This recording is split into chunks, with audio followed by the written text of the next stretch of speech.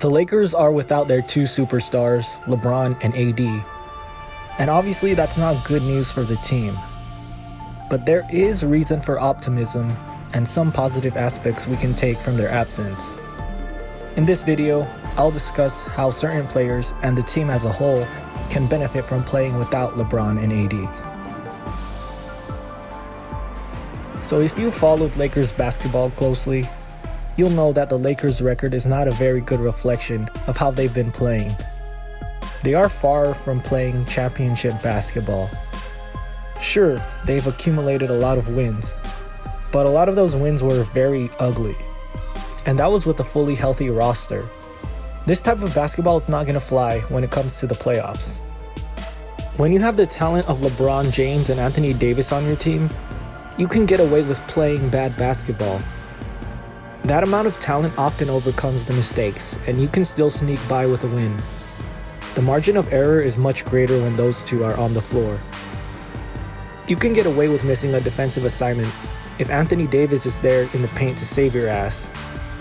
You can get away with making the wrong cut or being in the wrong position when LeBron James is still able to throw you that perfect pass.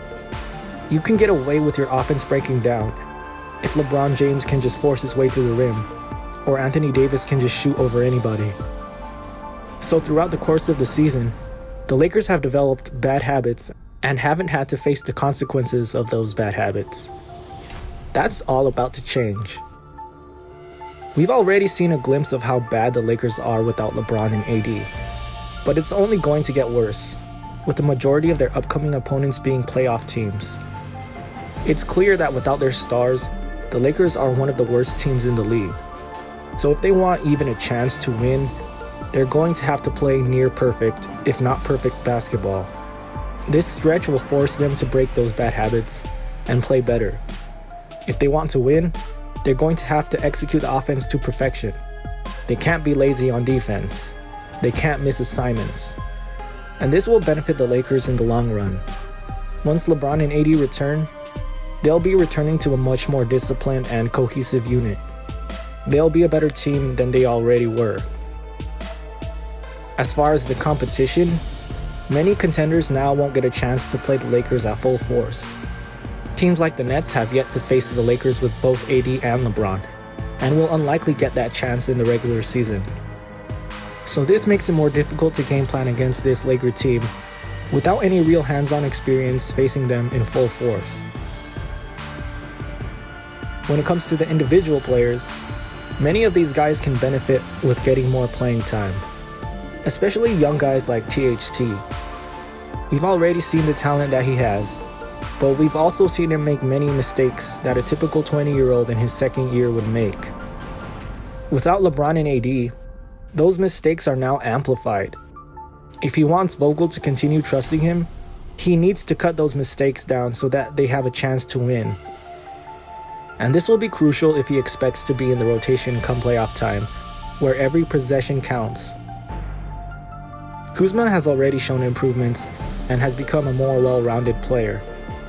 He's learned to play alongside LeBron and AD, but he's always been a scorer, and now is his time to shine and bring back the scoring machine. The offense needs to come from somewhere, and Kuz is one of those guys that needs to step up. If he can become a reliable scorer, then that will tremendously help AD and LeBron when they come back. At this point, Andre Drummond is trying to resurrect his career. He was benched in Cleveland, a team that's not even playing for anything. And then he gets bought out. This coming offseason, he will be a free agent. So the rest of this season is an audition for him to get a big contract.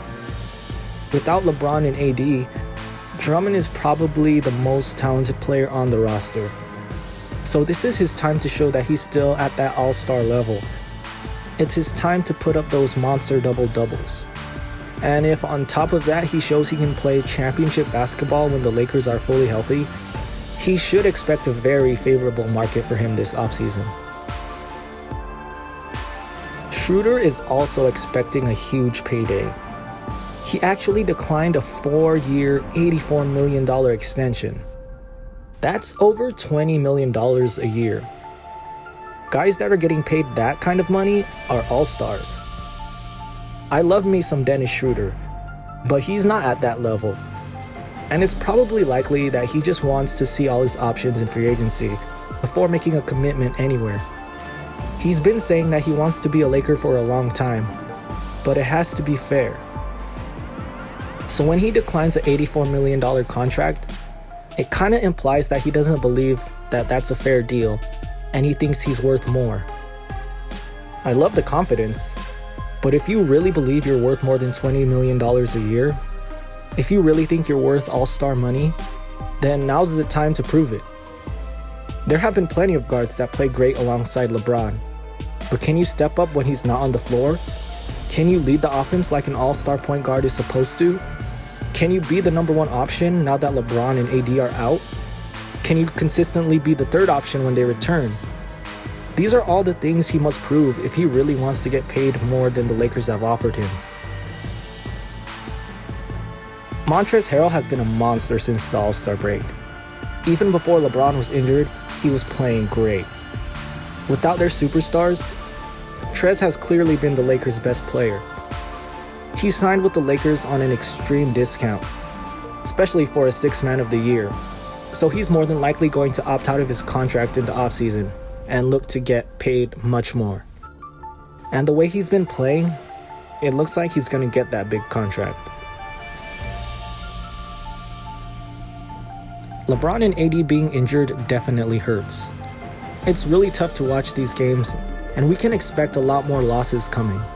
But there are definitely positives we can take from this situation. It's not the end of the world.